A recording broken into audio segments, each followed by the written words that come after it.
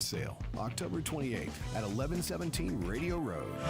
Regular yard sale space is free. Or reserve a premium vendor spot for $50 American dollars. I have a feeling it's going to be beautiful. Get your spot today. WSIC Community Yard Sale, October 28th. Visit WSICnews.com/yard sale.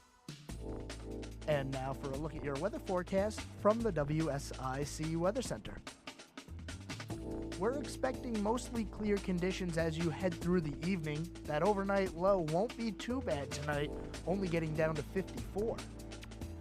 Expect a foggy morning tomorrow, mostly before 10 a.m. Otherwise, sunny skies, and we'll get up near 80 degrees.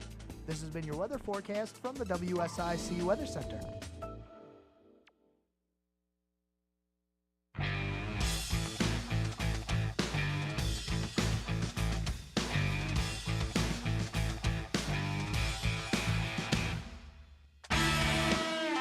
All right, everyone, we are back here on the scoreboard. Woo, it's a beautiful Thursday out there. My name's Joe Berg. You're listening to the scoreboard here on WSIC 105.9, 100.7 FM, and always streaming the video live to Facebook, YouTube, Twitter, LinkedIn, and WSICnews.com. Get us anywhere in the world. We are worldwide. And will always be worldwide. Very special show for you here today. In the second segment, we will be joined by a guest, Ralph Lawler. He is a Hall of Fame broadcaster for the LA Clippers. He's been retired a couple of years. He has a book out right now, so we'll talk to Ralph in the second segment. Should be a great conversation. But we also have sports going on in the world. We have, let's see, last night we had Charlotte FC. I definitely want to touch on that because it is a very disappointing end to a very up and down season. We have NFL later today. We're coming up on the weekend, so we have Panthers to worry about. Hopefully they don't take another loss. And also the Charlotte Hornets were in action. And that's where I want to start with today. Felt it was fitting with the fact that Ralph will be joining us. The Charlotte Hornets played their first game of the year last night, a regular season game against the Atlanta Hawks, and they took the win by a score of 116 to 110. So the Hornets get out to a really nice start this year. Team looks good, and I'll tell you what, I would be slightly optimistic. I'm not going to sit here and say that they're definitely going to be a playoff team, but when you have the players going the way that they were last night. Brandon Miller, rookie for them, got 25 minutes, 13 points. LaMelo Ball, after signing that long-term deal, with 15 points, and PJ Washington leading the team with 25 points. Pretty good game for them all together, so congratulations to the Hornets for starting off the year on the right foot with a new owner, might we add. Don't forget, Michael Jordan no longer owns this team. So we'll see what happens with the new ownership and a little bit of a new mantra in town. We'll see. Haven't made the playoffs in a while. Now would be the time to turn things around. We're going to talk a lot of NBA today, so that's all I'm going to do is I'm just going to give you that update on the Hornets. Other than that, let's go over Charlotte FC and the game that they had last night against the New York Red Bulls. It was the first ever playoff game for the Red Bulls, and let me tell you, or not for the Red Bulls, for Charlotte FC, it was the 14th consecutive year that the Red Bulls have made the playoffs, which is the longest active streak in North American sports. So pretty good competition going up against Charlotte FC. They know what to do. They've been there, done that, and Charlotte kind of looked like a team that the moment was too big for them. They fell behind really early in the game, so I don't know what happens moving forward because Charlotte FC just did not have it in them. They fell by a score of 5-2, and plenty of goals scored in the first half for the Red Bulls. They were up 3-0 before we even got to halftime, and it was over. There was no chance for Charlotte FC there. They missed their chance. And look, they made the playoffs. After the year that they had, making the playoffs has got to be the biggest positive to take away from this, because it was just a weird year. They had this streak of not winning a game. They made it to the quarterfinals in the Leagues Cup for no reason. Like, they had a good run, and it ends early with a playoff exit. 5-2, the final score. And listen, I told you that the game was going to be on WSIC yesterday, and it was. And I was listening to the game on my way home. By the time I got home, the game was over. It was 3-0, and boy, oh boy, it didn't sound positive. So we'll look forward to 2024 Charlotte FC. Maybe they gain a little bit momentum from this. You know, you can't always miss the playoffs. You have to make it by accident every now and then. But we'll see. That is how the season ends for Charlotte FC. And they played their game. It was just a little late for them to play their game. They started to perform better in the second half, but it was already out of reach by then. In total, the New York Red Bulls put 5 shots on net. All 5 went in the back of the net. They gave up quality chances, and when you give up quality chances to a team who knows how to handle big moments, you're going to pay. And Charlotte definitely paid the price as they fell early in this one. Not even really close. I mean, this game was over in the 37th minute. 3-0 in the 37th minute. We'll see where they go from here. It's going to be an interesting offseason. We'll look forward to getting the next season started. I don't know what they need to do to improve, but I expect some changes to be made. All right, let's talk real quick before we head to our break. I want to give you a little bit of an update. I told you on Friday last week, and I kind of said it in passing because, well, if you remember last Friday, we were at South Iredell High School broadcasting live from the field there. But on Friday last week, there was a story that broke about Michigan, the Wolverines, and a sign-stealing allegation. There's a little bit more information that's coming out about this. There is a low-level staff member named Colin Stallions, who it seems purchased many tickets to games featuring other opponents in the Big Ten. And I have a question about this. It seems like a really rocky road to go down because it's a low-level employee who is purchasing tickets. I need a smoking gun on this one. I need something that says, look, he was going to these games specifically to steal signs, because it's not a crime to go to these games. And at what point do you stop being a scout and you become a fan? There's got to be somewhere where you meet in the middle and say, okay, I'm here as a fan, even though I work for Michigan. I am not here scouting. I don't know where this ends. And look, Michigan's already being investigated for recruiting violations during the COVID dead period in 2020, and that still hasn't been rectified yet. So who knows when this one gets rectified, but we'll keep an eye on it. I don't know if it's a huge deal. I don't know if it's a little bit of a deal. We'll see. We need more information to come out, and I don't expect to hear anything anytime soon. All right, we're going to head to break. When we return, hopefully we'll have Ralph with us. Ralph Lawler, the Hall of Fame broadcaster, formerly for the LA Clippers.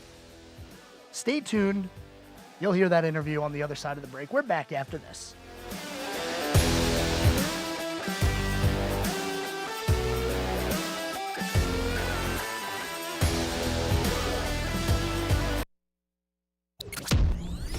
There's more of the Scoreboard with Joe Berg on the way on the new 105.9.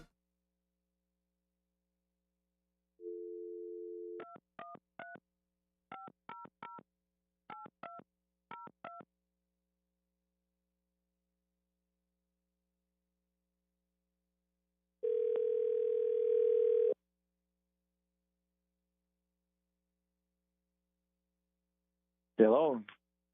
Hey, is this Ralph? It sure is. Hey, this is Joe Berg with WSIC. How are you today? Okay, Joe. Thanks for calling. Hey, thank you for taking the time to speak with me today. I really appreciate it, and I'm definitely excited to get into it. So Good. we're at a commercial right now. We got about another 2 minutes or so before we're back. What I'll do is I'll bring myself back in, and I'm immediately gonna jump into bringing you onto the show. Is there anything specific that you want me to hit on besides probably the book that you have out? No, not really. I'll talk about anything you want to talk about. All right, sounds good. Well, I'm excited. Can't wait. I'm going to put you back on hold, and I'll bring you in once we're back on air. Okay, Joe. All right, thank you. Enjoy a night of magic? Eric Jones, a worldwide award-winning magician, is coming to Kane Center for the Arts this Saturday. Buy your tickets before they sell out. kanearts.org. Eric Jones, the magician, this Saturday. Doors open at 7 p.m. kanearts.org. Have an event you'd like to tell people about? Yard sales, estate sales, and everything in between? Visit WSICnews.com and click on events to submit your event today. The Renaissance Festival is back! Saturdays and Sundays now through November 19th. A non-stop outdoor family adventure! Huzzah! Tickets available online only at renfestinfo.com while supplies last. And now for a look at your weather forecast from the WSIC Weather Center. We're expecting mostly clear conditions as you head through the evening. That overnight low won't be too bad tonight, only getting down to 54. Expect a foggy morning tomorrow, mostly before 10 a.m. Otherwise, sunny skies, and we'll get up near 80 degrees. This has been your weather forecast from the WSIC Weather Center.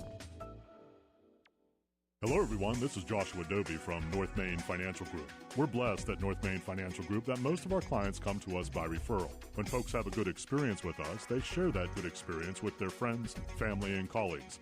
In doing so, when we're sitting with folks, then we're looking at their financial plan and seeing if it aligns with their goals and their desires for what yet lies ahead, be it college, be it retirement, or be it estate planning. If that sounds of interest to you, we'd love to hear from you. Reach out to us at northmainfinancial.com. Now, more of the Scoreboard with Joe Berg on the new 105.9 100.7 WSIC.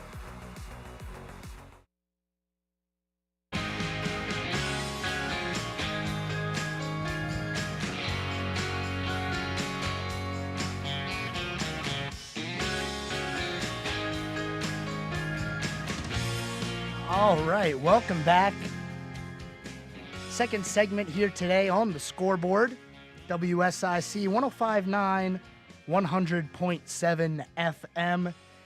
And joining me now is a very special guest, Ralph Lawler, Hall of Fame broadcaster, formerly for the LA Clippers. Okay, I've been doing quite a bit of research because I am young, so I don't really know too much about your amazing career, but I'm doing some research and I just want to know, are you more proud of the 40-year career as a broadcaster or the fact that you have a star in LA? Well, the star on the Hollywood Walk of Fame was one of the great thrills of my life and my career, for sure, Joe. It was, and I guess as I think back, I may think of that more than I think about anything I ever did behind the microphone. It was a great thrill. Yeah, I could only imagine being able to see your name on the Hollywood Walk of Fame. That's got to be an amazing accomplishment. Now, career-wise, what would you say would be the highlight of your amazing 40-year career? I think lasting 40 years is the main thing. I got the job in 1978, Joe. I'd been in Philadelphia, had done the 76ers and the Flyers and the Phillies, play-by-play on television in that great city, and then came back to San Diego in 78 to broadcast the then San Diego Clippers before they moved to LA in 1984. And I said, when I got the job in 78, this is the last job I ever want to have. I was 40 years old at the time, and I thought this is what I've been aiming at for the past 20 years, and I've got it. And I don't want to work anywhere else or do anything else as long as I live. I never dreamed at that point that the career would last a full 40 years with that basketball team. So that accomplishment is to me the greatest thing, rather than a individual game or a great play or what have you. Not many folks get a chance to do a job they love, much less do it for 40 years. Oh, absolutely. 40 years is a lifetime for a lot of people, getting to hear Yep. the voice of the LA Clippers. Now, in that 40 years, you were able to see quite a bit of change in the NBA, from rule changes to obviously players coming in and out. What do you think the most significant change is in the way that the game is played today versus 40 years ago? Well, the big difference was clearly the advent of the three-point shot. I had spent some time in the old American Basketball Association. It had given birth to three-point baskets on 23, 24 feet away from the hoop. The NBA, when they absorbed four of the old ABA teams in 1976, was loath to bring on the red, white, and blue basketball that league used, or the three-point shot. It was so unique with that league. But after a couple of years, they realized that the sport needed to be supercharged, and the best thing to do it was going to be the advent of the three-point shot in 1979. It changed everything. And what was really interesting, the Clippers had a young fellow named Brian Taylor, who had played in the old American Basketball Association, where they had the three-point shot. So he wound up leading the league in three-point makes that year. It was 90-something. I forgot, 93, I think. And now you've got guys routinely making 200, 300. In 1 year, Steph Curry even 400 threes in a year, because most of the coaches, most of the players didn't have a clue, how to utilize the shot and how it would change the way they had to be defended. It wasn't really until Steph Curry came in with the Golden State Warriors and started firing up as soon as he crossed midcourt line that you'd have young kids all around the country, pre-high schoolers plus high schoolers and all the kids in the AAU and college players who were learning to shoot the three ball instead of just trying to learn how to dunk the basketball. Shooting the three became, the real status symbol for young developing players, and that just changed everything. And then some years later, they took away the hand checking for defensive players. Time was, if Jerry West or some of the great old timers had been able to play without the defenders putting their hands on their hips and guiding them around the court, they would be amazed. And Steph Curry would be amazed if you could go out and hand check him while guarding him. Now, those two rule changes played very, very large in how different the game is today to how it was when the Clippers began in 1978. It's been fun to see a rule change comes in, and then it takes a while for the league and the players and the coaches to adjust to it. They also began to allow the zone defense, which changed things a lot as well. It's been fun to watch the changes and see how different the game is today, because the old timers would not recognize the game as it's played today. Right, and there's so many changes that we could talk about in that time, from the three-point shot to the hand checking, even the way that traveling is called nowadays. Do you think that the way the game is officiated and played in that sense, is the NBA suffering from, as in like, the product that they're putting out to the general public is not what it could be because of some of these rule change? Because I know there's a lot of angst against the three-point shot and no touching other players and just letting people run wild. Well, I think the three-point shot has become, instead of just an asset, it's also part liability, because it seemed like they're no longer playing basketball sometimes. They're just coming down and firing up threes willy-nilly. And I think there's too much of that. I don't know what they're going to do to legislate against that. I have long suggested they move the line back another step to, say, 26, 27 feet. That would take away the short corner three altogether, which is like a layup to a lot of these veteran players. If you get open in the corner, it's 3 points almost automatically. So I think that moving the line back would change things, would open up the middle and the driving lanes all the more. Maybe bring back some of the post play that used to be a highlight of the game back in the days of Kareem Abdul-Jabbar and so on.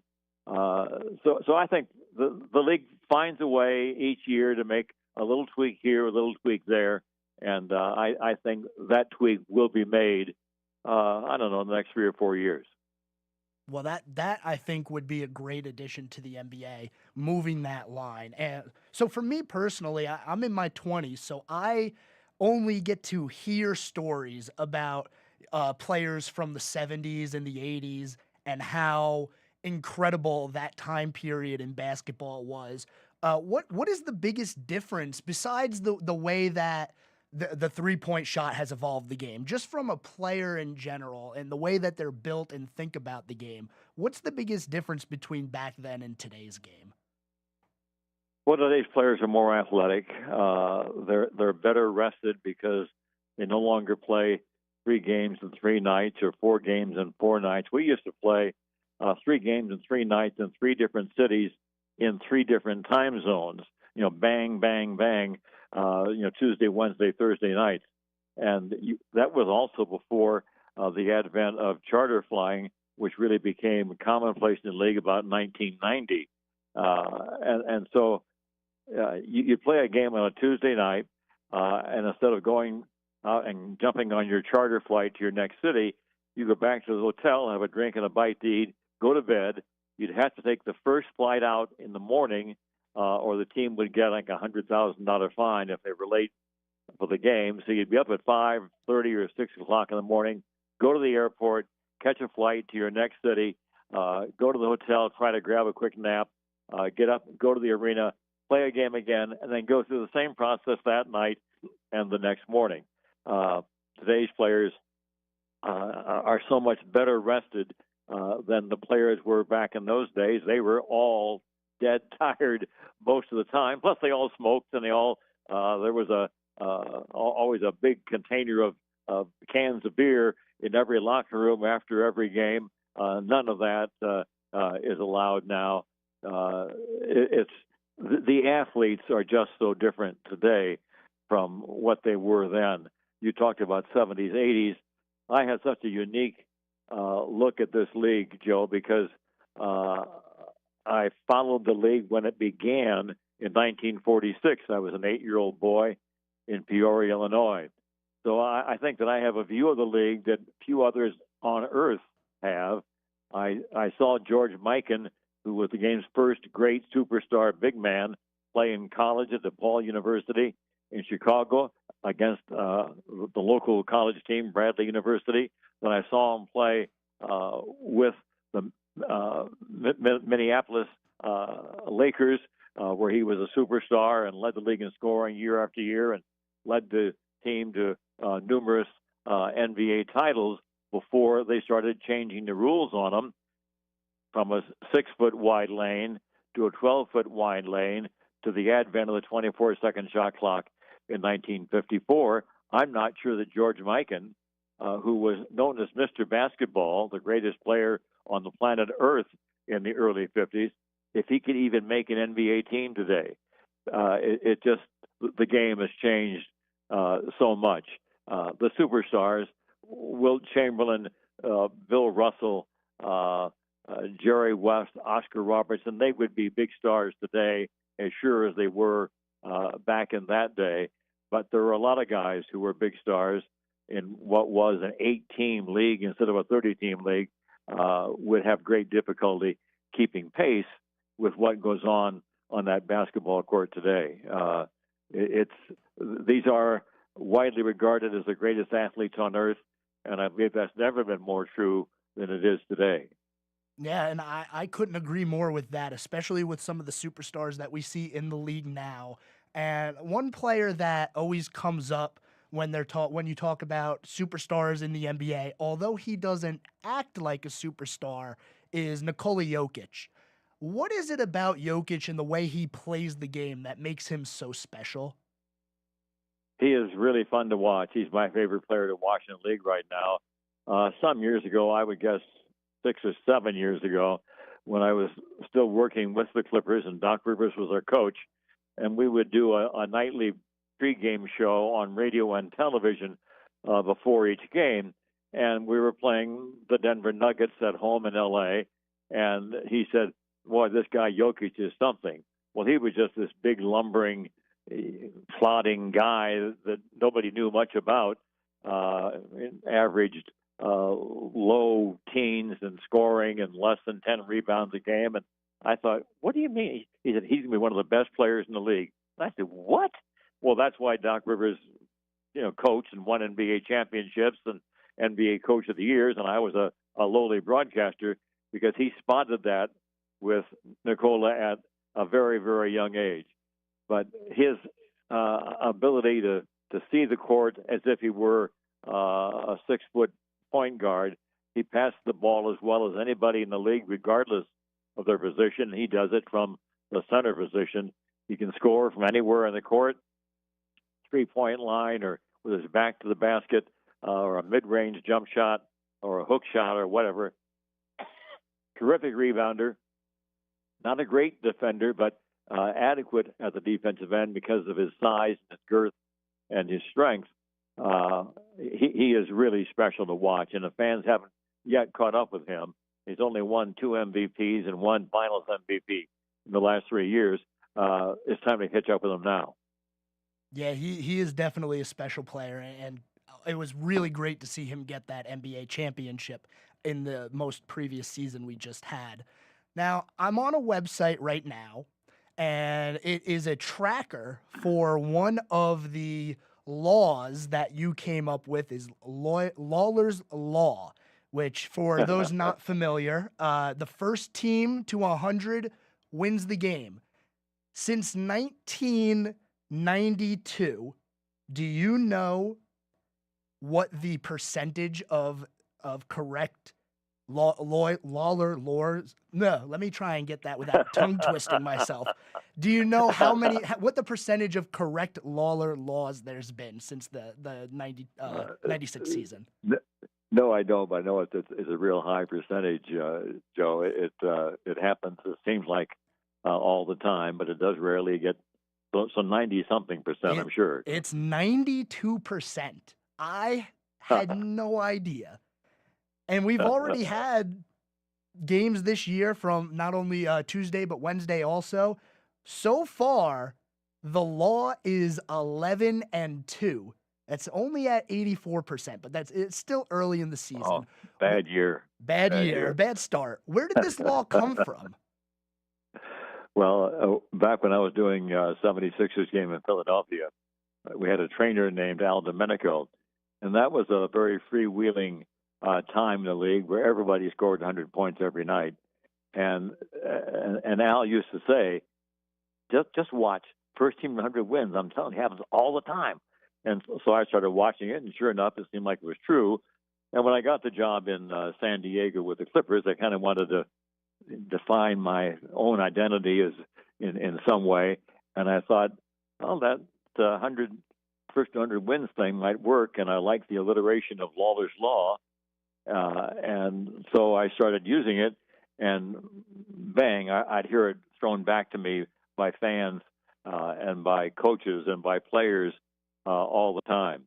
And I know the coaches that are still in the league today, who were in the league when I was there 4 years ago, every coach in the league knew Lawler's Law.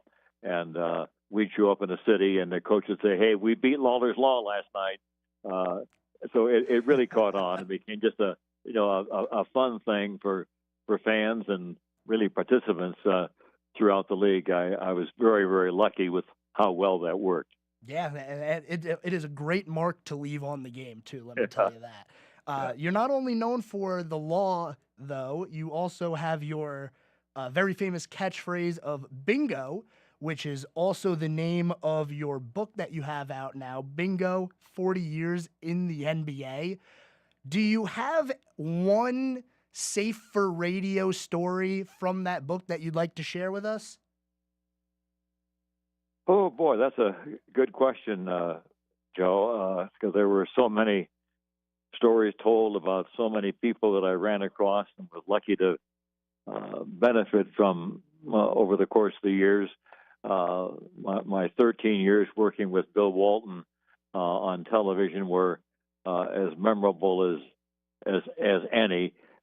Certainly, and every minute I spent with Bill was a memorable minute.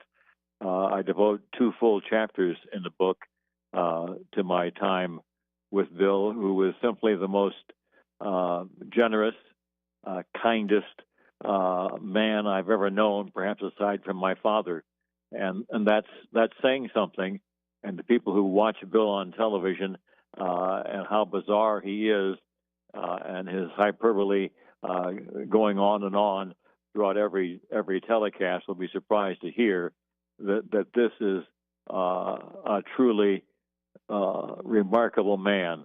I was telling a friend yesterday I had prostate cancer in 2006 or 7. We lived in Orange County, California at the time, and I would drive up to L.A. for each game from there, and I was stricken with prostate cancer, and the C word is a frightening thing when your doctor tells you you have it. And it was on the eve of a new season, and I said, what are the chances that I could wait until after the season to have the surgery? And he said, it's a very slow-growing cancer. That would be okay. And I said, would it be okay if it was your prostate? And he said, yes, it would. I think we can wait until next May or June or whenever the season ends to do it without any further risk to your health. So that's what we did. So I had the surgery in the spring of 2007, and it was pretty unpleasant, and the recovery was pretty unpleasant. And I was homebound and bedbound for several days, and then uncomfortable for some weeks after that. And the first people to come visit me in my convalescence were Bill and his wife Lori, who made the hour-and-a-half drive up from their San Diego home to visit.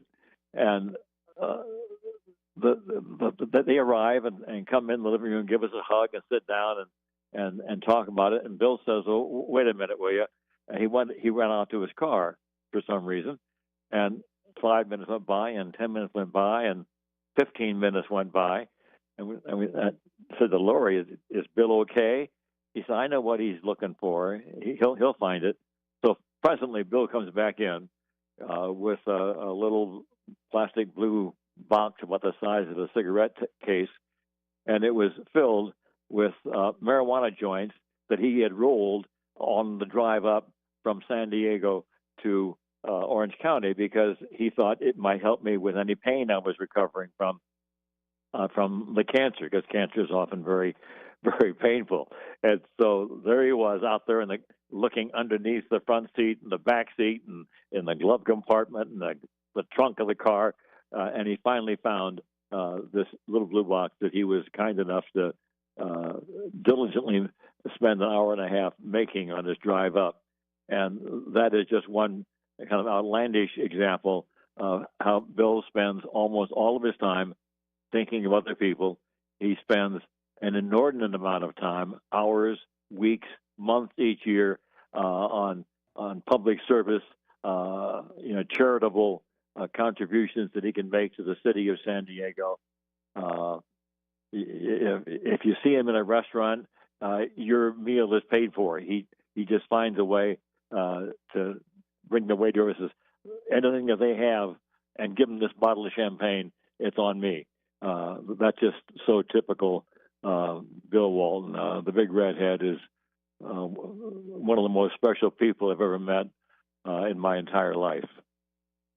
talking with Ralph Lawler, legendary broadcaster, Hall of Fame broadcaster for the LA Clippers. He has a book out now called Bingo, 40 Years in the NBA. You can find that wherever you get your books.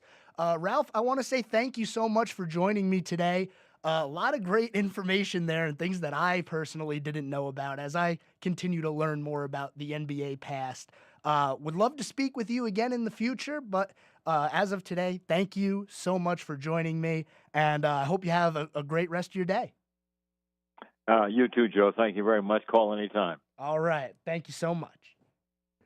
And that was Ralph Lawler, the broadcaster for the LA Clippers. We're going to take a commercial break here. We went pretty long here, so I'm a little behind, but we'll be back after the break. We're going to talk NFL because we have a game tonight, and then we'll also talk a little bit about some things going on in the NASCAR world if we have time. Stay tuned. We're back after this.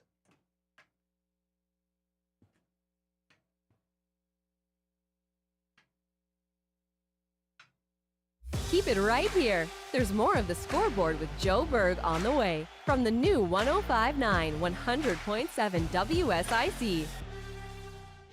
Happening now at Randy Marion Ford in Statesville. Randy Marion in Statesville continues to grow. We have added Mitsubishi on Folger Drive. So what does that mean? That means great deals on a new make and model in Statesville, but it also means Ford Pre-Owned is moved right on Gateway Crossing Drive beside the Ford and Lincoln new car showrooms. So come see us today, Randy Marion Ford Lincoln, pre-owned vehicles, Gateway Crossing Drive. RandyMarionFord.com. And now for a look at your weather forecast from the WSIC Weather Center. We're expecting mostly clear conditions as you head through the evening. That overnight low won't be too bad tonight, only getting down to 54.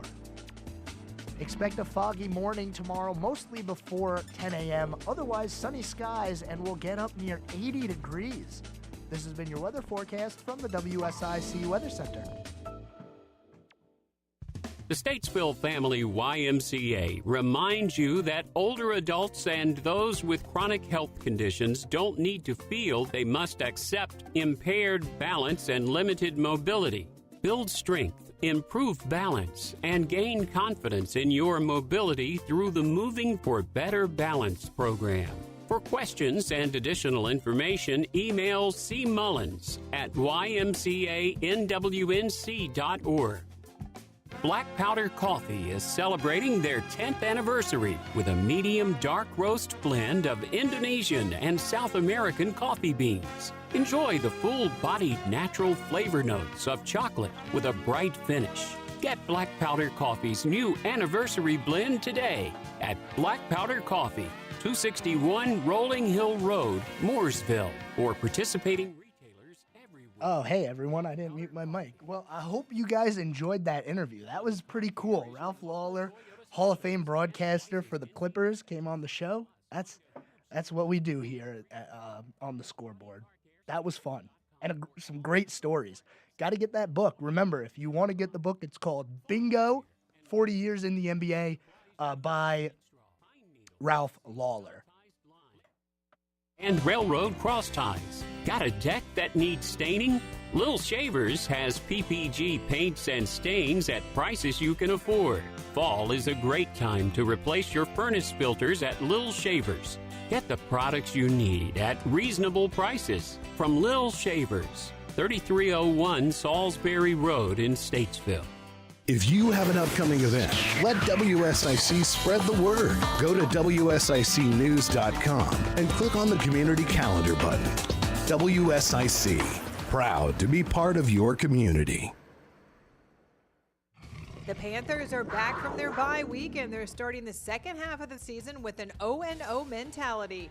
I'm Sharon Thorson with the Panthers update after this. As the official ticket marketplace of the Carolina Panthers and the NFL, Ticketmaster has a wide selection of tickets available for every game. Whether you're cheering on the Panthers at home or away, Ticketmaster has you covered. With Ticketmaster's interactive seat map, you'll get a 360-degree preview of your seat so you can make sure you have the best view of those pivotal plays. Plus, the Ticketmaster app makes it easy to sell or transfer tickets if your plans change, and mobile tickets make getting in on game day a breeze. Find tickets today today at Ticketmaster.com/Panthers. The Panthers got a much-needed break over their bye and now start the rest of the season with a home game against Houston. Coach Frank Reich says the team's energy has been great and they came back with the right attitude. I think everybody's excited. I think everybody feels like, we come back after the bye. I mean, it's 0-0, 1-0, and it truly is. I mean, we got 11 games left. Like every team, your goal is to win every one of them, but you can't do that all at one time. You got to win them one at a time. So, we have to shrink things down to a day-to-day and a week-to-week formula. When you come off a bye, when you're in the position that you're in, I just think it really helps you focus even that much more on that type of attitude. First up for the Panthers is a matchup against the Houston Texans. And while much has been made about rookie quarterback C.J. Stroud, Panther safety Sam Franklin says their offense is talented across the board. They're playing extremely well. Their running game is what gets them going. And then, they have a lot of explosive plays. I think they're leading the league right now with plus 25 passing. So he's finding open guys, and they're coming down with the ball. So we got to put a cap on his defense and then tackle. Franklin says if they do that, they're confident they can get their first win of the season. I'm Sharon Thorson on the Panthers Radio Network, presented by Morris Jenkins. The Scoreboard with Joe Berg continues now on the new 105.9 100.7 WSIC.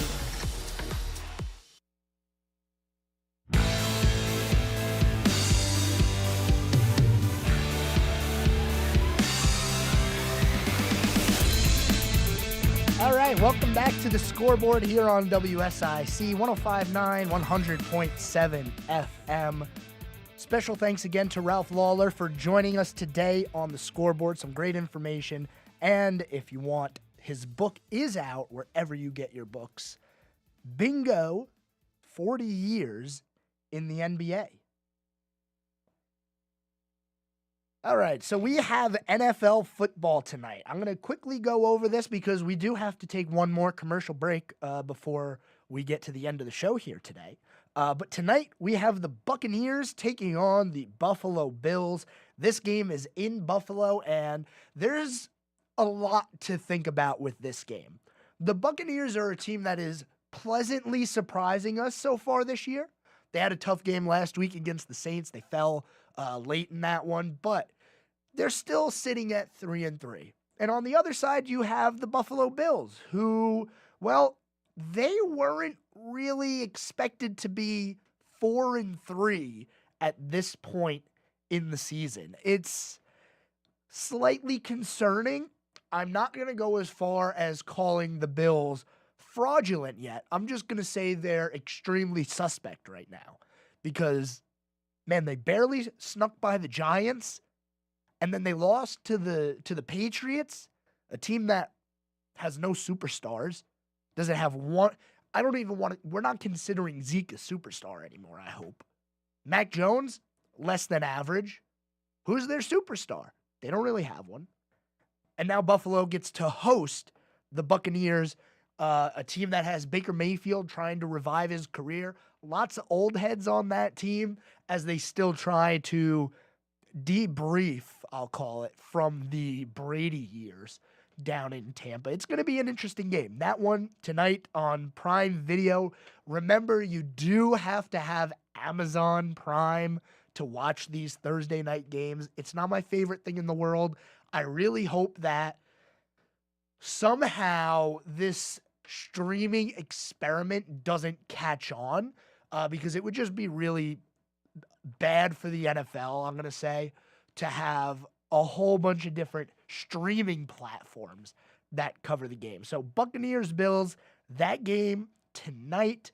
Make sure you tune in. I'm expecting a good one. It should be a good one, but it's in Buffalo. Who knows? The Buccaneers down in Tampa. It's warm there. And, the Buffalo weather right now, believe it or not, it's not that bad. It's 64 degrees, but it is going to cool off a little bit as we head through the evening there. I don't know. We'll see. I think it's going to be an entertaining game.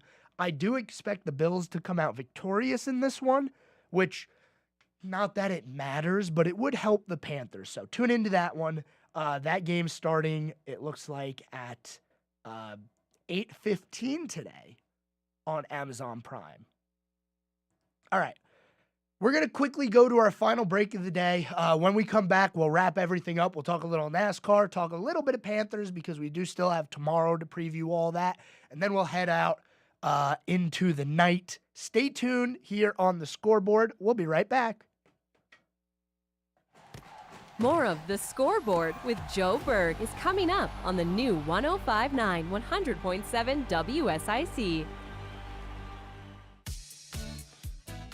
Here's your WSIC community calendar.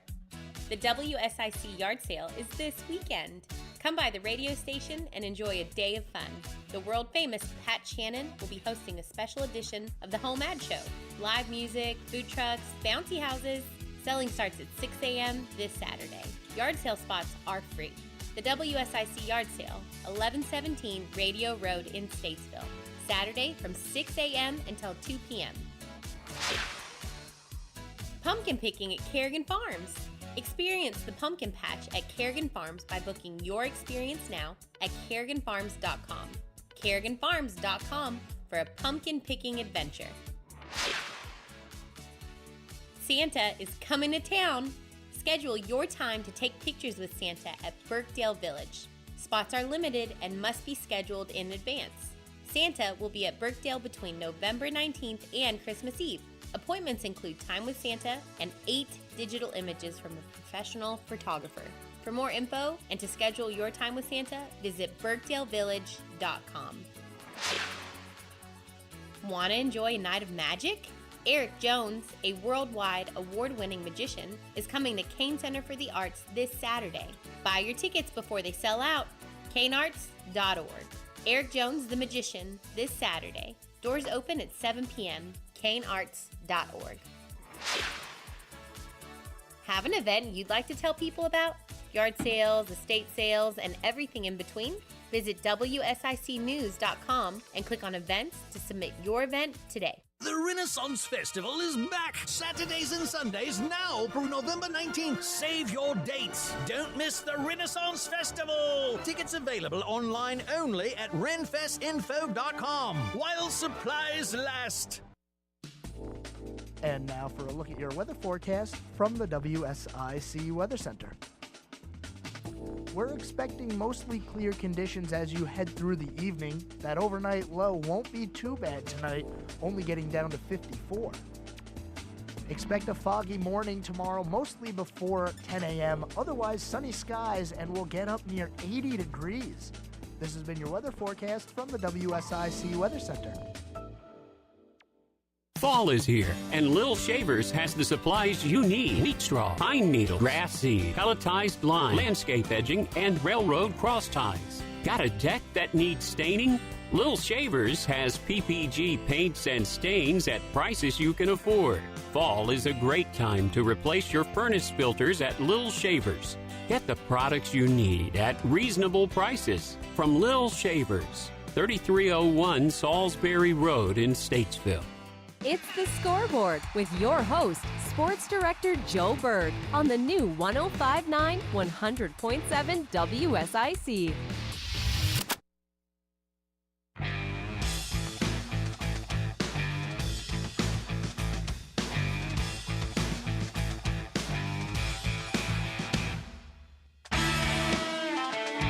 All right, final segment here today on the Scoreboard. It's been a quick one. We spent most of the time speaking with Ralph Lawler earlier in the day. If you missed that, go back on our social pages, Facebook, YouTube, Twitter, LinkedIn. You can find that video with the interview in it. It was a great conversation that we had about the NBA, his 40 years in the NBA, a little bit about the book he wrote called Bingo, 40 Years in the NBA.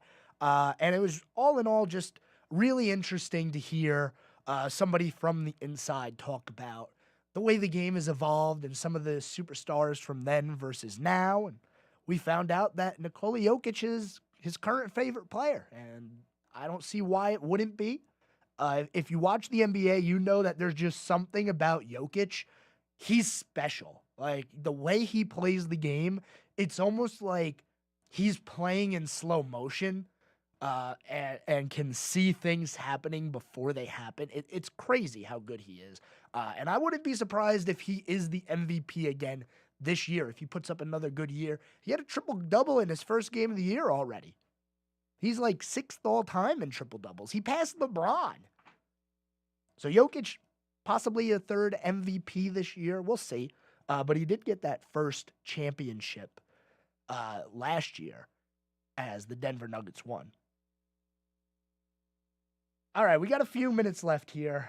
Looks like, oh man, we only got 4 minutes left. So NASCAR is bothering me. They're really upsetting me right now because they just posted a article, more like a video article about the history of, quote, video game moves in NASCAR. And seeing that makes me want to take this laptop in front of me and throw it across the room because they're marketing video game moves, quote unquote, while still banning them. You can't have it both ways. You cannot. You either like it, you allow it, and you market it, or you ban it and you don't use it for marketing anymore. Let's think about this. There are people claiming and wanting the tush push or the brotherly shove, as it's been dubbed, the quarterback sneak that the Philadelphia Eagles run. People want that play banned. If it does get banned, will the NFL ever market it? Will they say, hey, look at this play? No. And I know that's kind of a really bad example because they're not marketing the tush push anyway. But ESPN, Fox, other radio stations around here, they're all talking about it because it's something that we have to watch and we have to deal with in the NFL. But if it was banned, yeah, you'd talk about it for a week, but that'd be it. You would never hear about it again. The other play that I kind of think is like that is in a little bit different. It's in baseball, but I forget who the player was. But you blow the ball foul on a loose ground ball on a little dribbler. You can't do that. And they would show the replay of that, but they don't market their game using that. NASCAR is marketing their sport by showing you something that you are never going to see again. And it's not the first time that somebody has tried this. That is why they have this article out. They are showing you examples. One of the more known, or two of the more known examples are Carl Edwards and Kyle Larson. When Kyle Larson did it to Denny Hamlin at Darlington and it didn't work, and Carl Edwards tried to do it to Jimmy Johnson at Kansas.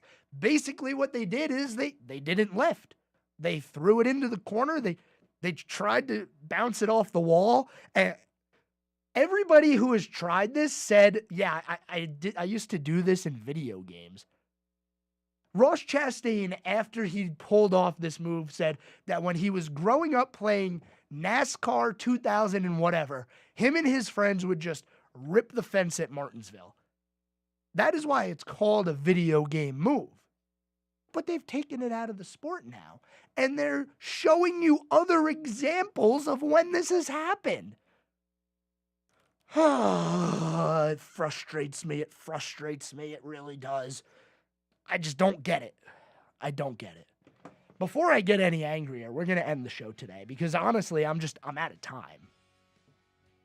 Thanks for joining me here today. And again, I want to thank Ralph Lawler for joining me today to talk NBA. Great conversation. Go back and listen to it again on our social pages if you missed it. But I'll be here same time, same place tomorrow. We'll talk about, let's see, what's going on over the weekend. NASCAR, football, NCAA, hockey. We got a ton of stuff to talk about. We'll see you tomorrow. Have a good one, everyone. See ya.